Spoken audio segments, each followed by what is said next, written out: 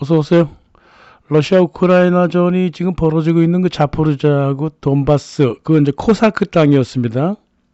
17세기 코사크가 이 땅을 처음으로 우크라이나라고 불렀습니다. 그래서 명칭만 보면 우크라이나의 뿌리는요, 자포리자하고 돈바스에 가 있는 거죠. 서부는 우크라이나가 아니었다는 소리잖아요. 젤렌스키 나치 군대가요 공격했던 그 바흐무트, 도네츠크, 크라마토스크, 도르스크, 루안스크, 리찬스크, 슬로비안스크 모두 코사크 조상들이 건설한 겁니다. 젤렌스키는요 드니에프르강 서부 도시 크리보이로그에서 태어났습니다. 유대인 집성촌이 많은 곳이죠. 유대인들은 그 폴란드 귀족하고 지주 밑에서 코사크 우크라이나 사람들한테 징세하고 농지 팔게 하고 대규모 농장을 만들어서 자기네 그 땅을 떠나게 만들었죠. 사이가 안 좋습니다. 19세기에는 말이에요. 프랑스, 영국의 그 유대 금융가들이 투자했던 철강 지역이었어요. 부자였죠. 그래서 유대 집성촌에서 자란 그 젤렌스키가요. 폴란드에 뿌리박고 살아왔던 그 코사크 우크라이나 국민들을 괴롭히고 그들과 싸웠던 거예요. 돈바스. 이게 러시아 우크라이나 전쟁에 보이지 않는 큰 틀이에요. 큰 틀은 안 보이잖아요. 우크라이나 동남부 진짜 우크라이나 사람들, 이 코사크 사람들이 말이에요. 러시아 국민으로서 그 자부심이 되게 셉니다.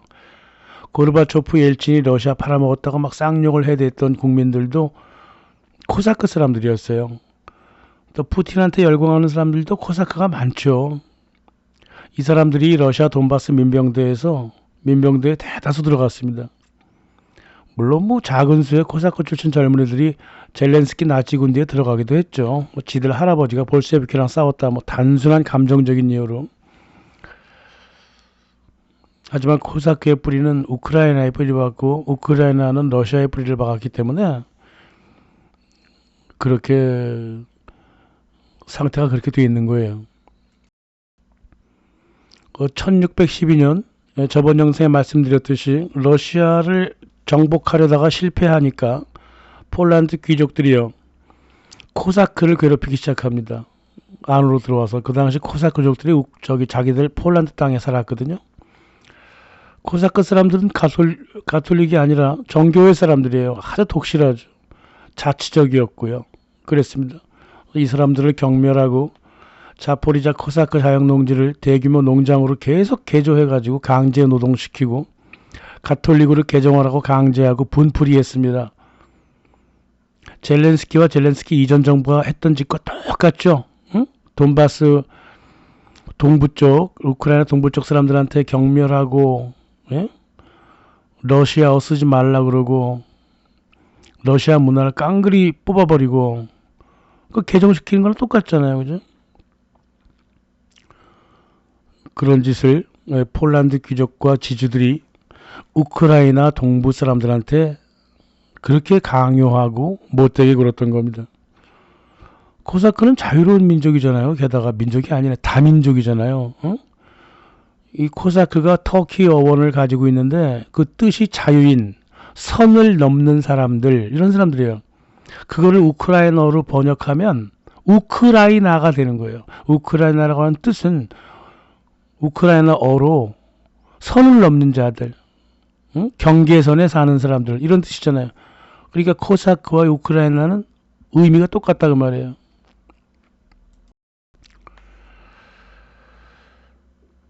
그래서 이 코사크 사람들은 침묵하는 소수라고 불렸죠.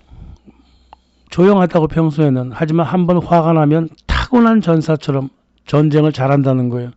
그래서 러시아가 코사크가 하도 잘 싸우니까 군대도 만들어주고 자치권도 주고 그랬죠.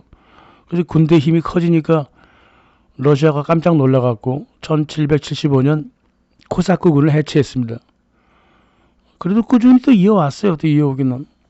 좀 코사크 사람들도 러시아 전역으로 흩어졌죠. 전역으로 흩어져서 그쪽 러시아 지역에서는 카자크라고 불렀어요. 카자크. 고골리도 코사크 출신이고요.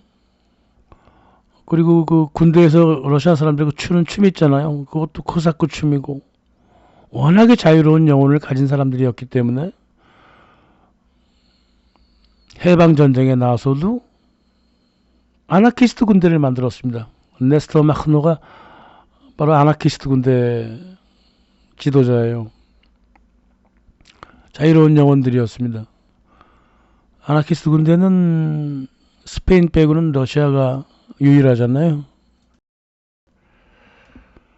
자포리자 코사크는 폴란드 귀족 정부를 좀 힘들어했죠. 탄압을 받다가 러시아 땅인 땅으로 옮겨갔습니다. 이사했습니다. 폴란드에서 살기 어려워가지고. 그 땅이 지금 우크라이나 남동부인 하르키우, 수미, 루간스크예요. 거기에는 이미 16세기부터 코사크 사람들이 살고 있었습니다. 그 정착지거든요. 세금 안 냈습니다. 자유로웠죠. 그래서 그걸 갖다가 슬로보다라고 불렀습니다. 우크라이나에는요, 슬로보다라는 단어가 되게 많이 쓰여요. 그거 코사크가 만든 거예요. 자유인의 도시, 세금 내지 않는 도시. 그렇단 말이에요. 당시 그 1667년 17세기가 되면 키예프, 자포리자, 도네츠크 전체가 러시아한테 넘어갔고요. 그리고 또 그 옆에 있는 땅들 루간스크, 하르키우는 원래부터 러시아 땅이니까 그쪽은 그냥 러시아예요. 예. 그러니까 결론적으로 말하면 지금 러시아가요 300년 전부터 지금까지 러시아 코사크 국민들이 살고 있는 곳을 지켜주고 있는 거예요. 물론 키예프도 300년 전부터 코사크 땅이었고 러시아 영토였지만은 거기는 안 건드려요. 수도까지 갈 수는 없다 이렇게 판단했는지 러시아가 정말 러시아가 우크라이나를 많이 봐주는 겁니다. 이게 겉으로 잘 드러나고 있지 않는 사람들이 잘 얘기하지 않는 러시아 우크라이나 전쟁의 역사적 본질입니다. 예.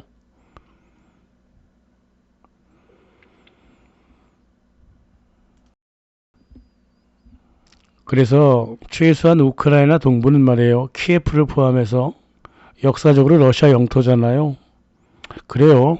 1991년 또 역사가 흘러서 국제법 밑에서 러시아로부터 이들을 독립시켰잖아요. 우크라이나를. 그리고 우크라이나 그 인정을 해줘야 되잖아요. 그죠? 네, 그래서 인정을 해줬습니다. 인정을 했으면 말이에요. 우크라이나 정부가 돈바스 국민들을 국민 대접해줘야 되죠? 안 해줬죠. 그죠? 젤렌스키 이전부터 이 나치 세력들이요. 이 돈바스 사람들을 말입니다. 팔레스타인 가자 주민 대하듯이 미사일 날리고 죽이고 오데사에서는 불태워 죽이고 그렇게 못된 짓을 했습니다.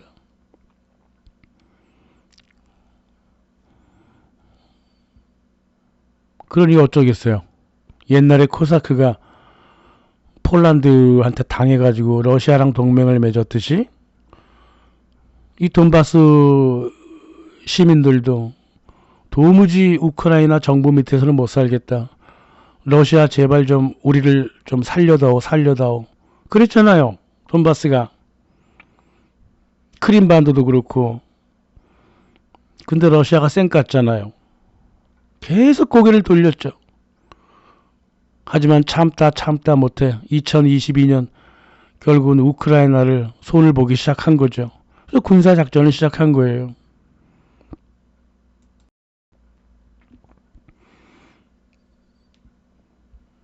코사크하고 폴란드의 관계가요.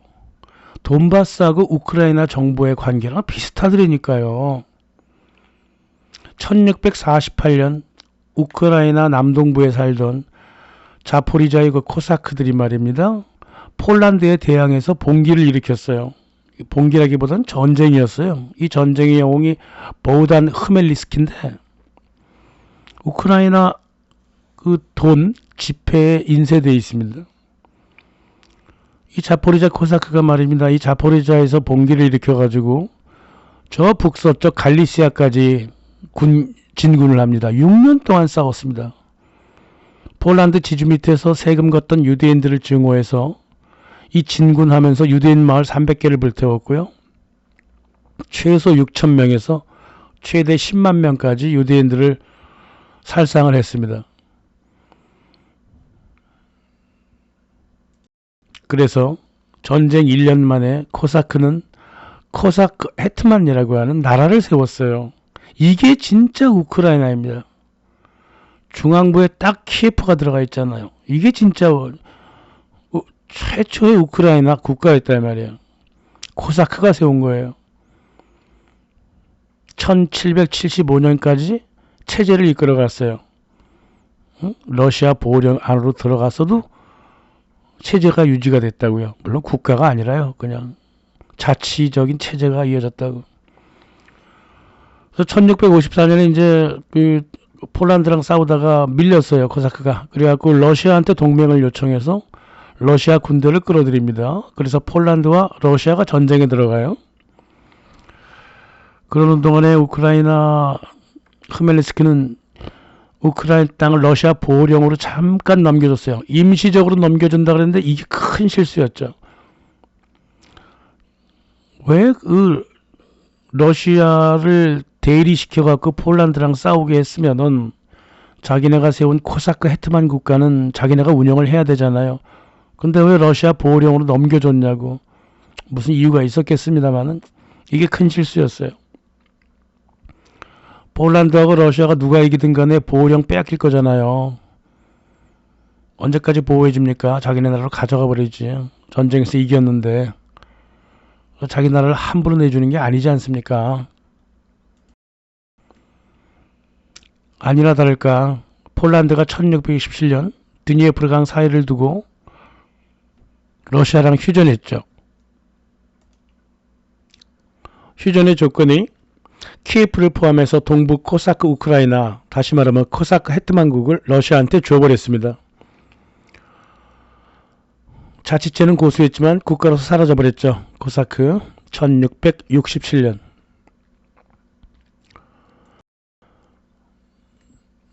(1685년) 우크라이나 정교회가 당연하게도 나라가 넘어갔으니까 모스크바 정교회로 자연스럽게 흡수가 됩니다. 그랬던 우크라이나 정교회가요. 2022년 337년 만에 독립합니다. 2014년인가 그 마이단 폭동 일어났을 때 그때 그 컨스탄티노플 정교회라고 하는 뭐 쥐뿔도 없고 교회도 없고 이스탄불에 작은 교회 하나 갖고 있는 그 주교청이 세계 총대주교청이라고 스스로 자칭하면서 우크라이나 정교회를 모스크바로부터 탈퇴시키게 만들어버렸습니다. 도장 찍어주고. 이건 불법인데다가 교회법으로 불법인데다가 누구도 인정하지 않는 짓거리를 해버렸어요. 컨스탄티노플 정교회 그 정교회 그 총대주교라고 하는 사람이 바르텔로미오인데 CIA 요원이라는 얘기가 많았어요. 이 사람이. 예. 그래서 미국이 일부러 우크라이나 정교회를 모스크바 정교회로부터 탈퇴시켜라 이렇게 한 거죠. 전 CIA 요원 키리아쿠에 따르면은 미국 국무부가 USAID를 시켜가지고 우크라이나 은행에 2천만 달러를 빼돌렸다. 1,500만 달러가 바르톨로미오 총대주교에게 전달되었다. 나머지 500만 달러는 행방을 알 수 없다. 이렇게 고발을 했습니다. 생명의 위협을 느꼈는지 작년에 내가 폭로했던 내용 처리하겠다 그랬습니다. 뭐 처리한다고 처리가 됩니까 어디? 정교회는 말이에요. 각 교구들이 대교구가 서로 독립적이잖아요. 5개가. 교황청 이런 것처럼 대장이 없다고요. 근데 지 스스로 대장을 만들어갖고 저 이상한 정신 나간 짓을 해버렸다고. 게다가 바르톨로미오 쟤는 또 총대주교라 그러면서 우크라이나에 살고 있어. 교회는 이슬람 국가인 이스탄불에 갖다 놨어. 교회도 작아요. 지가 무슨 권한을 갖고 그런 짓을 해요. 참 엉망진창인 세계입니다. 엉망진창.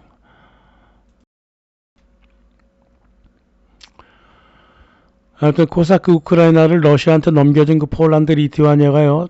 그 해가 1667년이라 그랬습니다.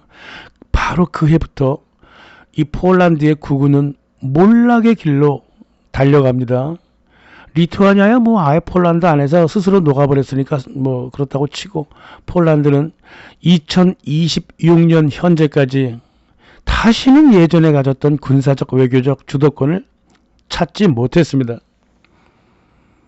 폴란드가 무너져가는 자리에 러시아가 들어앉았죠. 그래서 러시아는 유럽의 강대국으로 부상했습니다. 피터 대제가 러시아 이끌 때 폴란드 내정에 관리했습니다. 내정에 간섭했어요. 다시는 모스크바로 쳐들어오지 말라고, 독자적인 힘을 쓰지 못하도록 군사 정치에 관여해서 폴란드 정치를 마비시켜버렸어요. 귀족들을 분열시키고 그랬습니다. 당시 러시아 사람들은요, 1612년 모스크바로 쳐들어와서 1년 가까이 모스크바를 정복했던 그 치욕을 잊지 못하고 하나의 트라우마가 돼 있어요. 다시는 폴란드가 러시아를 쳐들어오면 안 되게 만들어라. 그래서 피터 대제가 그렇게 손을 쓴 거예요. 1716년부터는 폴란드의 모든 정치적인 주권은 바르샤바에 가 있었던 러시아 대사관의 대사 손아귀에 장악되어 있었습니다. 내정 간섭에 이제 반항했던 폴란드 귀족들이 모여가지고 1768년 반란을 일으키게 되죠. 이 반란을 진압하면서 러시아는 프로이센과 오스트리아를 끌어들입니다. 그래서 폴란드를 분할해버리죠.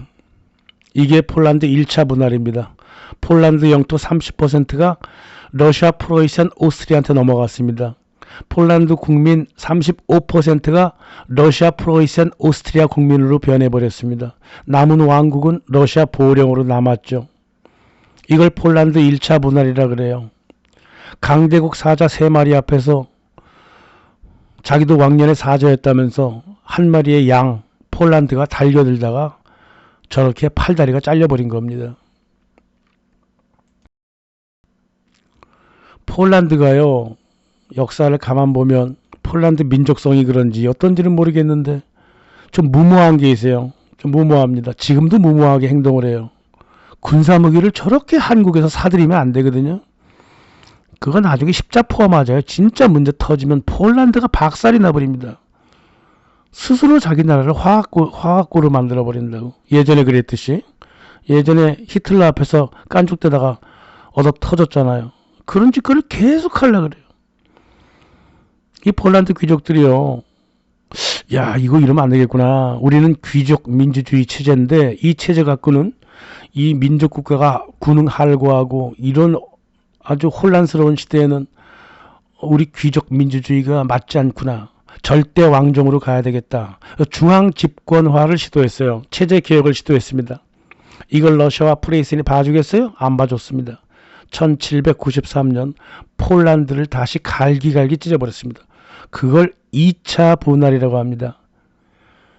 2년 후에 다시 한번 폴란드 귀족과 폴란드 사람들이 봉기를 했어요.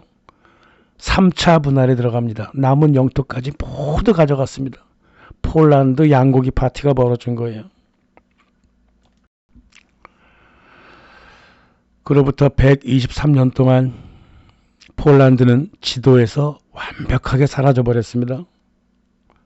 그래도 한때 유럽 강대국이었던 폴란드, 리투아니아가 이렇게 속절없이 사라져간 이유가 뭘까요? 한 100년 동안에 나라가 사라져버렸어요. 무슨 이유가 있었을까요? 먼저 폴란드 국왕과 귀족들은 지정학을 몰랐습니다. 폴란드는 섬도 아니고요, 산악국가도 아니에요. 남쪽으로야 뭐 산맥이 좀 있지만 흑해 쪽으로 돌아가면 산맥은 뚫고 들어올 길이 많아요. 유럽 땅에서 아주 광대하고 평야하고 지리적으로 노출되어 있으니까요, 방어가 취약하지 않습니까? 누구나 힘만 있으면 눈독 들일 수가 있죠. 물론 폴란드도 힘이 있을 때는 바깥으로 나가기가 되게 쉬웠죠. 그래서 자기 국토를 유지하려면 중앙 집권적인 군사력이 필요했습니다.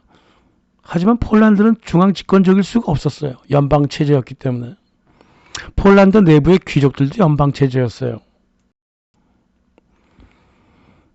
큰일이 벌어지면 귀족들이 서로 연합하느라고 정신이 없었습니다. 그래서 폴란드 리투아니아의 그 중앙 권력이 되게 약했어요. 하원까지 있었습니다. 리베롬 비토라 그래가지고. 그러지 않아도 단결 못하는 그 붕당체제, 귀족의 붕당체제가 더욱더 약해졌어.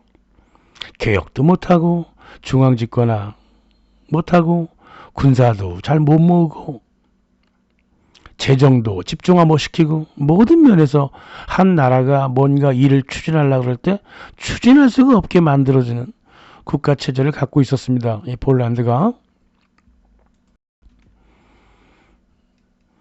그러니까 외세에 약했어요. 취약했다고요. 그리고 외세에 좀 당당하게 빨리 일어나서 맞설려면은 그렇게 자기들이 단결했겠지만은 계속 흐트러지니까 외세의 나라를 자꾸 기댔다고. 이 폴란드 사람들이 자꾸 자기네가 그렇게 스스로 연합체라서 그런지 여기저기 동맹 협정을 많이 맺었어요. 동맹을 맺고 싶으면요 다극적으로 맺어야 되잖아요.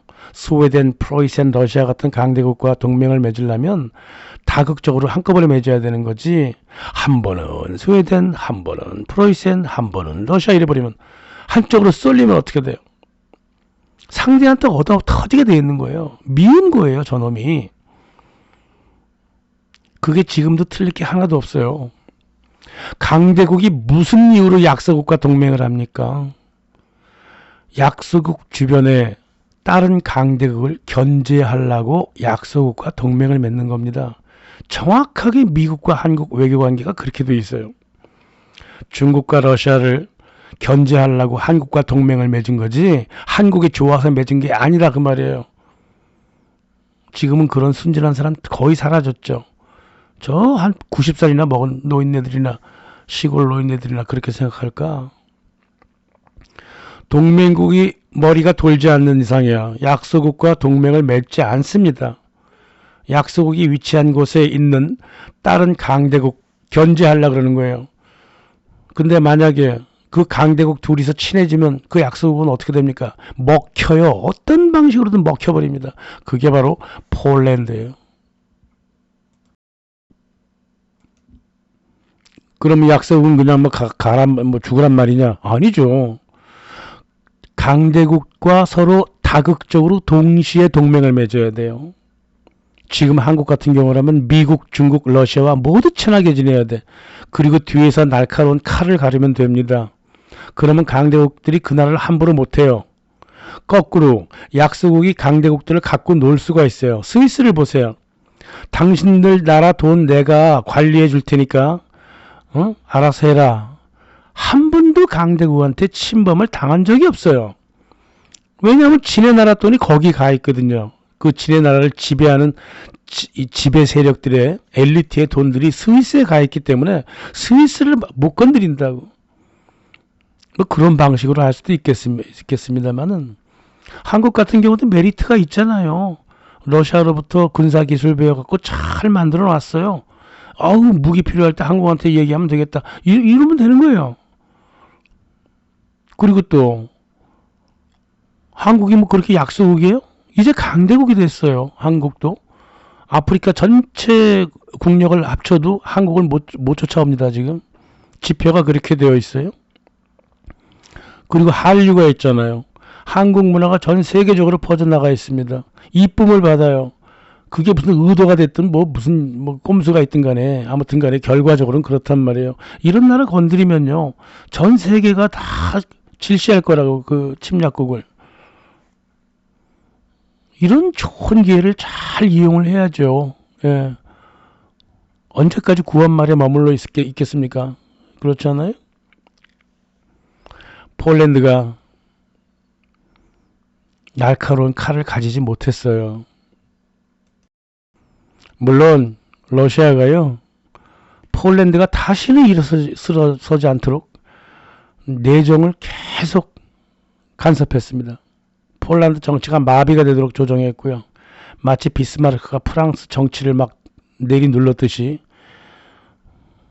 폴란드 귀족 가문들도 러시아랑 결탁하기도 하고 그렇게 해서 너무나 내정을 허락을 했죠. 폴란드가 속절없이 망해버린 네 번째 이유라면 폴란드 국민들의 그 봉건적인 정신 상태도 문제가 있습니다. 18세기에도요, 각 유럽 각국이 산업화에 뛰어들려고 그럴 때 폴란드는 가만히 있었습니다. 20세기 보세요. 제1차 세계대전 때 이 나라 저 나라에 300만 명이나 끌려다니면서 서로를 살육했어요. 피우스스키 폴란드 군대만 좀 독자적이었지만은 갖고 있는 무기가 뭡니까? 화성총 쓰고 돌아다니고 말 타고 돌아다니고 그랬잖아요. 2차 세계대전 때는 웃기지도 않았습니다. 독일과 싸우겠다고 폴란드 군부가 병참을 갖고 왔는데 농촌에서 쓰던 리어커 같은 거 징발하고 말 징발하고 그랬으면 이런 코미디가 없잖아요. 탱크 앞에서 말 타고 싸웠어요. 이렇게 세상 보는 눈이 어두웠어요. 폴란드가. 퀸터그라스가 그랬습니다. 야, 저 폴란드 경기병대 저 되게 용감하다. 용감하구나. 그러니까 다 죽었지. 폴란드는요, 항상 시대 흐름이 어두웠어요. 18세기도 그랬고요. 19세기 나라가 사라진 이후에도 옛날 정신 상태를 버리질 못하고 엉터리 같은 행동을 자꾸 했어요. 20세기도 마찬가지였습니다. 지금도 그래요. 폴란드가 핵을 가지겠답니다. 우크라이나 대신 나서겠다는 거예요. 십자포화를 맞으려고 작정을 한 거죠. 이 폴란드가. 그 안제이 두다 대통령 좀 믿었더만 참 엉터리처럼 행동을 했어요. 자,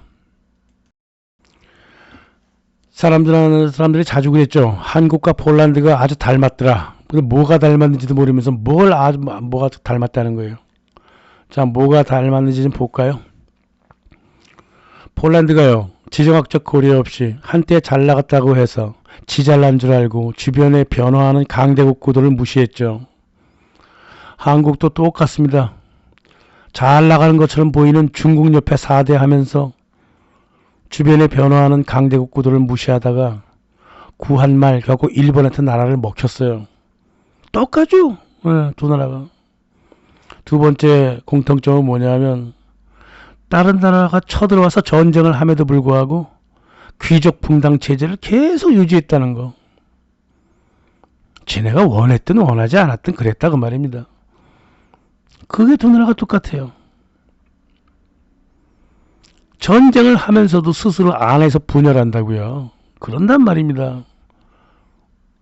세 번째는 폴란드는 그렇게 외세에 의존하지는 않으려고 그랬지만 내부 체제가 워낙에 불안정하기 때문에 의존하게 될 수밖에 없었어요.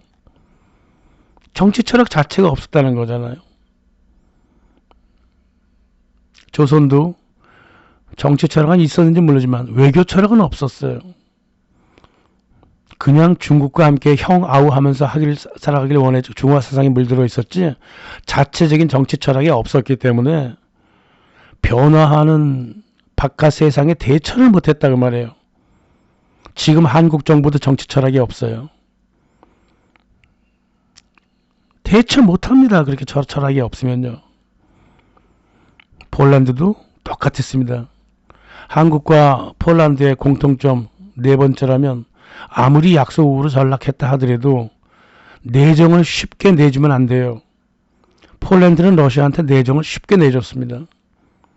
한국도 구한말 이전에 중국한테 내정을 내주고 구한말 때도 딴 나라한테 다 내정을 내주고 한국 정부도 내정에 미국 같은 나라가 내정에 간섭할 때 가만히 있어요. 따라갑니다. 한국 외교부가 대표적이잖아요.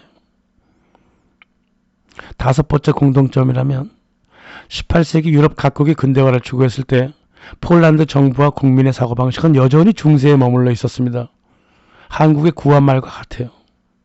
지금 한국 사람들도 대다수가 노인네 있겠지만은 노인 세대겠지만 젊은 세대들도 착각을 하고 있어요. 아직도 냉전적 사고에 빠져 있다 그 말이에요. 구태가 말이야. 이게 젊은 아이들이 왜 그래? 왜 이렇게 구태에 빠져 있는지 모르겠어요. 구한말처럼 살아가려 그래? 왜 그래? 이 다극화된 세계에 당당하게 주체적으로 나가야 될 거 아니에요. 이제 다 끝났습니다. 냉전 논리 모두 사라져 버렸고요. 강대국이라고 하는 것도 실은 없다고 보면 돼요. 당당하게